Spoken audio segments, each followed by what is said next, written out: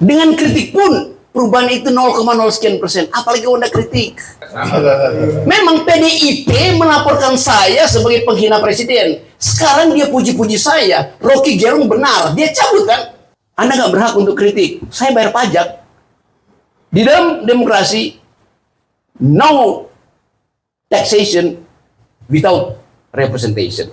Tidak ada pajak kalau tidak ada perwakilan. Nggak mungkin kurikulum di Jakarta beda dengan kurikulum di sini. Nggak bisa dong. Secara individu iya, tetapi standar berpikir demokrasi itu mesti ada.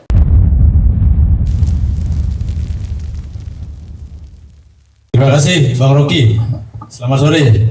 Selamat datang di Mataram, saudara. Oke. Kebetulan saya dari Partai PDI Perjuangan. Ya, oke. Jadi begini Bang. Bapak ini. Saya ingin menyampaikan kepada Abang ini dari beberapa kali Abang melakukan hal seperti ini, juga kami ikutin di YouTube maupun yang lain-lain itu.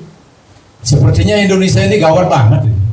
Sangat gawat. Sangat gawat. Serius, Pertanyaan saya, tidak adakah sesuatu yang baik di Indonesia ini pertama? Itu nomor satu. Ya.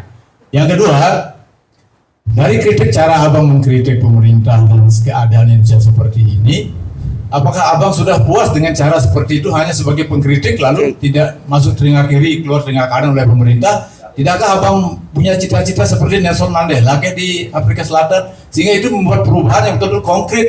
Kalau ini hanya kritik dan kritik, hanya menjadi konsumsi telinga kita dan tidak berubah apa artinya juga Bang? Ya. Kan kita jadi dungu semua jadi kalau gitu Bang. Terima kasih Bang. Sekarang kita asumsikan saya berhenti ngomong. Anda mau ambil alih nggak suara saya?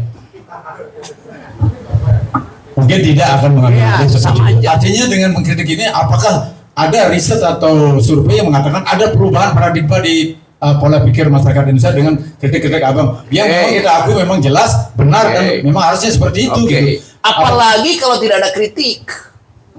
Kan begitu cara berpikirnya kan. Dengan kritik pun perubahan itu 0,0 sekian persen. Apalagi Anda kritik. Saya tahu kuping-kuping kalian semua itu tersinggung dengan saya. PDIP apalagi tersinggung. Tapi belakangan mereka puji-puji saya tuh. Coba apa nggak kacau PDIP itu? Ya? Benda apa? Beda konteks. Ya. Tidak tahu permasalahan lainnya. Siapa yang nggak tahu? Kita yang nggak tahu. Iya, Anda nggak tahu. Sekarang saya beritahu tuh. Ya? Memang PDIP melaporkan saya sebagai penghina presiden. Sekarang dia puji-puji saya. Rocky Gerung benar. Dia cabut kan tuduhan itu. Kenapa? Iya, setelah tahu permasalahan. Itu artinya dari awal saya 4 tahun mengajar PDIP nggak pernah tahu permasalahan. Iya, itu artinya dungu. Iya, saya nggak bicara daerah, saya bilang PDIP di pusat itu mestinya ajarin PDIP di daerah dengan kurikulum yang sama. Kan itu dasarnya.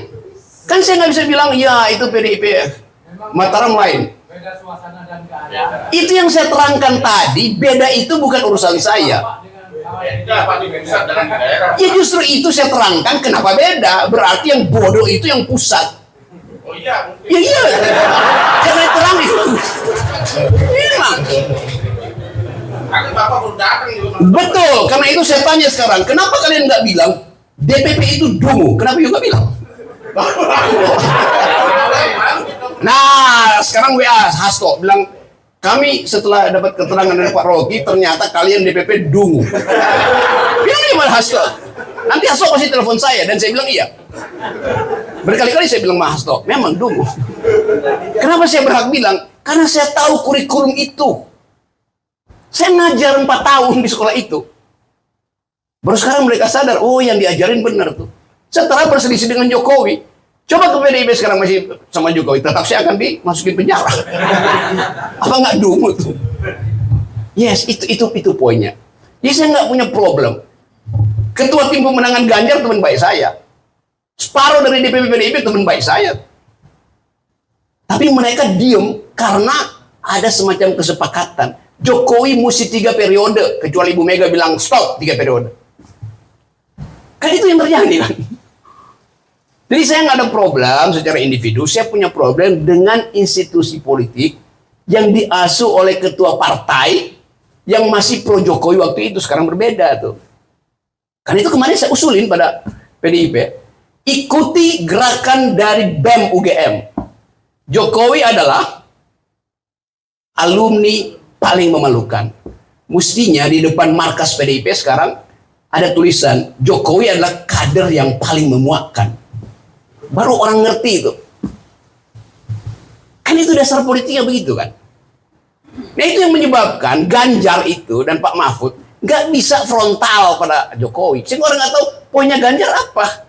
Kalau Ganjar anti kebijakan Jokowi, mungkin dia bergabung dengan Amin. Kalau dia pro kebijakan Jokowi, ya bergabung aja dengan Prabowo. Kan kesulitannya begitu. Saya bantuin mereka buat tahu bagaimana cara berpikir. Gitu. Karena saya nggak pro PDIP, saya pro jalan pikiran demokrasi itu. Itu dasarnya. Jadi sekali lagi, tadi saya udah jawab tadi bahwa iya saya ngerti itu, ngerti semuanya. Tetapi kalau Anda minta misalnya, Anda bikin partai dong. Kalau saya bikin partai, problemnya sama. Terhalang oleh feodalisme. Anda nggak berhak untuk kritik. Saya bayar pajak. Di dalam demokrasi, no taxation without representation. Tidak ada pajak kalau tidak ada perwakilan. Jadi kritik saya adalah, saya udah kira-kira ratusan DPD RI yang saya bicara, dari Padang sampai keluarnya sama itu soal itu. Jadi kesimpulan saya, tidak ada pendidikan politik mendasar dari partai terhadap kader-kadernya. Apalagi Bapak tadi bilang, kita beda dengan Jakarta. Loh, kok bisa beda? Satu partai bisa beda? Kan nggak masuk akal.